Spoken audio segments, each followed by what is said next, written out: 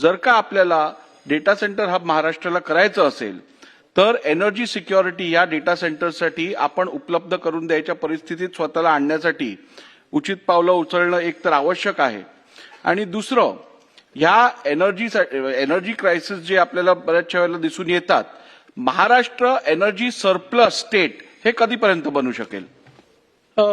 आपण अतिशय महत्वाचा विषय या ठिकाणी मांडलेला आहे. पहिल्यांदा तर सगळ्यात पहिली डेटा सेंटर पॉलिसी आपण केल्यामुळे आता देशाची 60% डेटा सेंटर कॅपॅसिटी ही महाराष्ट्रात आहे आणि सर्वाधिक डेटा सेंटर महाराष्ट्रात तयार होत आहेत. आणि आपल्याला हे अँटिसिपेट आपण केलं होतं की मोठ्या प्रमाणात आपल्याला डेटा सेंटर करता या ठिकाणी वीज लागेल.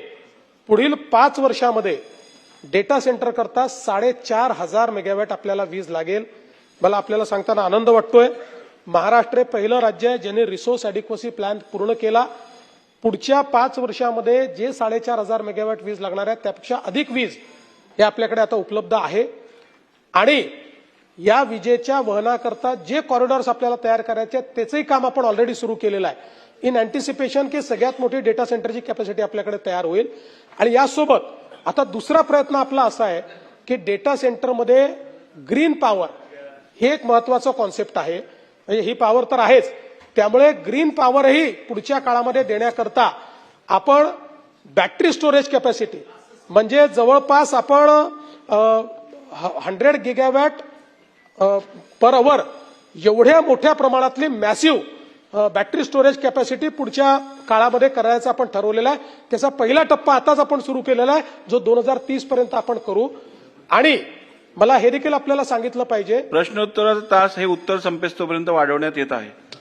मला हे देखील सांगितलं पाहिजे की या क्षणी महाराष्ट्र हा पॉवर सरप्लस स्टेट आहे. आपल्याकडे पॉवरची कमतरता नाही. आणि 2030 मध्ये आणि 2035 मध्ये आपले जे प्रोजेक्शन्स आहेत तेवढ्या पॉवरचे करार आणि तेवढ्या पॉवरचे प्रकल्प ऑलरेडी आपले सुरू आहेत. किंबहुना आपण तर आपल्याकरता तर तेवढी कॅपॅसिटी निर्माण करतोच आहोत. पण मला आपल्याला सांगितलं पाहिजे की विशेषतः पंप स्टोरेजमध्ये, कारण आपण आज सोलर इतक्या मोठ्या प्रमाणात आणल्यानंतर ग्रीड स्टॅबिलाइज करावी लागते.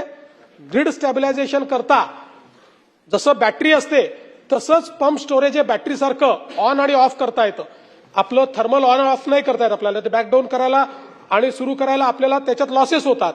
पण पंप स्टोरेज जे आहे हे एका क्षणात चालू करता येतं, एका क्षणात बंद करता येतं. याची आतापर्यंतची करारित आपली कॅपॅसिटी जी आपण तयार करतो आहोत